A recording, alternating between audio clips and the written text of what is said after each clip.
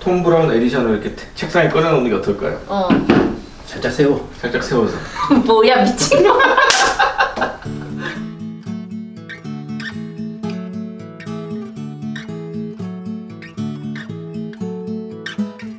에이, 안녕하십니까.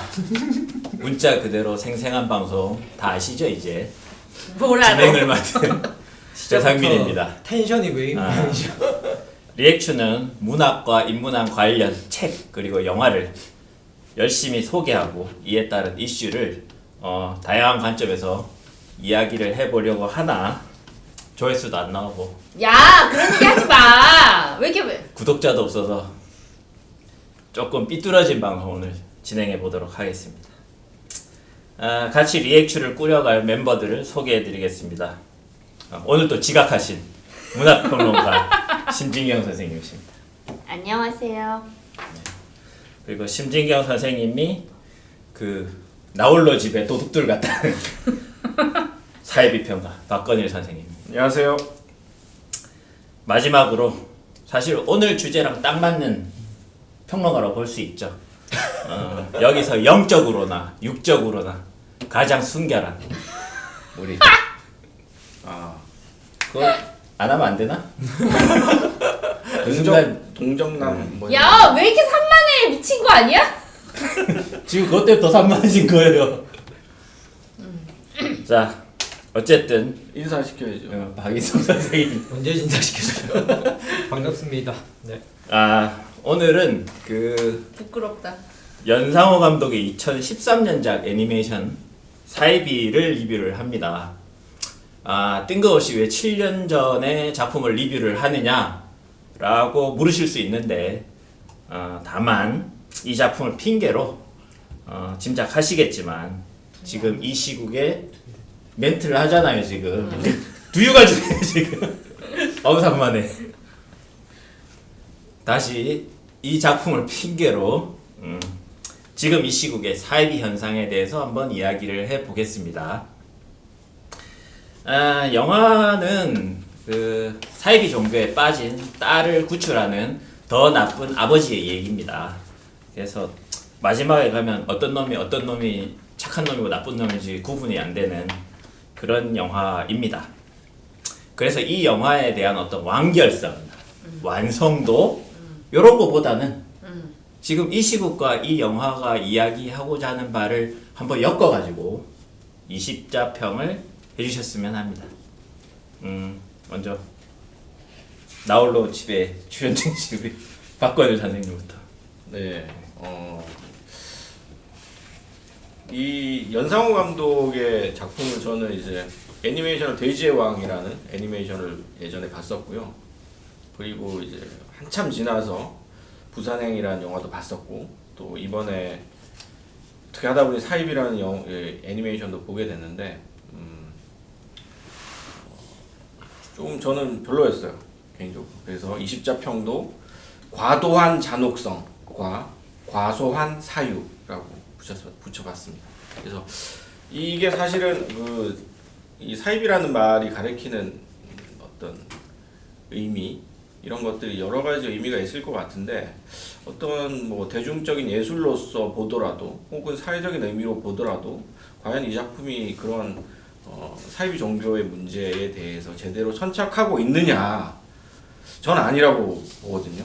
그래서 되게 표피적으로 다루고 있으면서도 또 그 표면적으로는 굉장히 또 욕설이나 폭력이 너무 난무하고 선정적이고 잔혹한데 과연 그런 것들이 이 작품 속에서 어떤 필연적인 어떤 연결고리를 가지고 배치가 되고 있는가 이런 부분에 있어서는 굉장히 저는 좀 부정적으로 보고요. 그래서 연상호 감독이 만든 작품들 중에서는 가장 질적으로 좀 떨어진 작품이 아니었나 하는 생각이 들었습니다. 그래서 개인적으로 좀 실망스러웠고요. 오늘은 뭐 꼭 이 작품에 대해서뿐만이 아니라 이제 뭐 그 사이비 종교라든가 이런 신천지라든가 이런 문제에 대해서 얘기를 할 거기 때문에 이 작품 자체에 대해서라기보다는 그런 문제에 대해서 좀 더 얘기를 나눠봤으면 싶습니다. 네.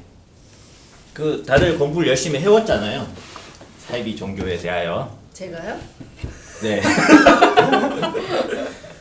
자, 그래서 다시 이 시국과 엮어서 20자평을 해주셨으면 좋겠습니다. 박인상 선생님.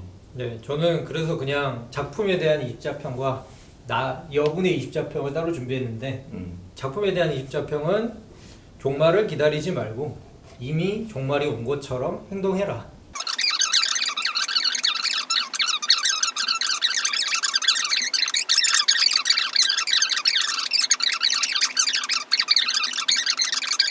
거꾸로 우리가 이 작품을 통해서 이해해야 하는 거는 신천지를 욕하기는 쉽지만 신천지에 빠지는 것에 대하여 이해하는 과정 같은 것이 더 중요하다는 거죠. 그러니까 뭐 종교가 얼마나 세속화되었느냐 혹은 세속이 얼마나 또 종교화되느냐의 문제는 오늘날 굉장히 이제 경계가 모호하고 뭐 신천지는 진짜 이단이기 때문에 더 나쁘고 그렇지 않은 어떤 진짜 종교들, 정통 종교들 같은 경우에는 뭐 적어도 그것보다는 더 신실한 믿음을 보여주기 때문에 더 좋다라는 이분법적인 질문보다는 실제로 어떤 의미에서든지 간에 우리가 그러한 세속화된 종교든 종교화된 세속이든 그런 것들에 매달릴 수밖에 없는 이제 실제로 공동화된 텅 비어 있는 우리의 심리의 문제 같은 것들이 훨씬 더 중요하다. 그래서 저의 또 다른 20자평은 차라리 덕질을 하자입니다. 너무 튀는 거 아니에요? 갑자기 그 간극이.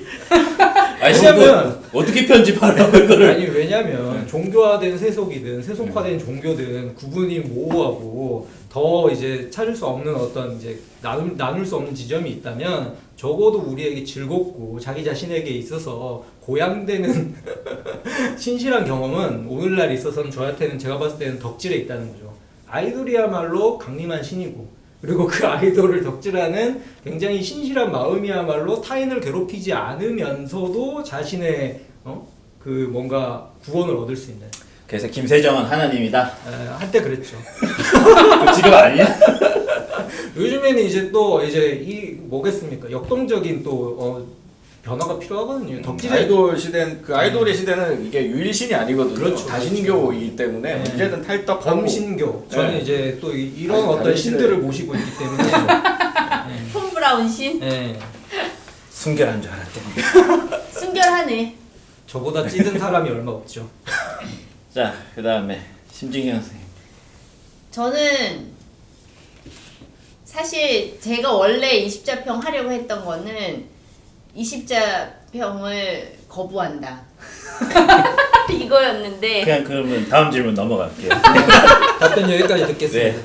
아이 근데 아무튼 다들 열심히 말씀하시는 것 같으니까 저도 조금만 얘기하면 일단 사실 저는 이 영화의 첫 장면부터 진짜 거부감이 너무 많이 일었기 때문에 이 영화를 끝까지 과연 볼 수 있을까 심히 이제 좀 염려스러웠고 그 제목이 사입인데 그냥 사기꾼들에 대한 얘기인 거잖아요. 그쵸. 그리고 오히려 그 아버지 그 가정 안에서 폭군처럼 군림하는 그 아버지가 제가 보기에는 훨씬 더 이런 그 사이비의 탄생 뭐 이라든가 그러한 것들을 설명하는 그러니까 사실은 그 아버지에서부터 본격적인 이야기가 시작돼야 되지 않나. 이게 토굴 같은 데 들어가서 혼자 막 그 딸을 이제 자살하게 만든 자기를 징벌하면서 막 괴로워하는 아버지가 잠깐 나오잖아요. 결말 부분에.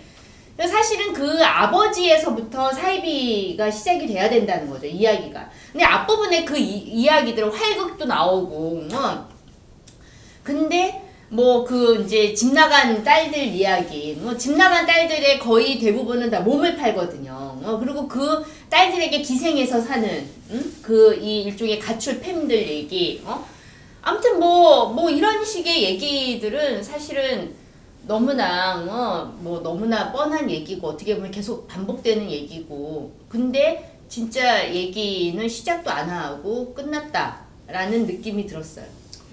끝입니까? 네. 네.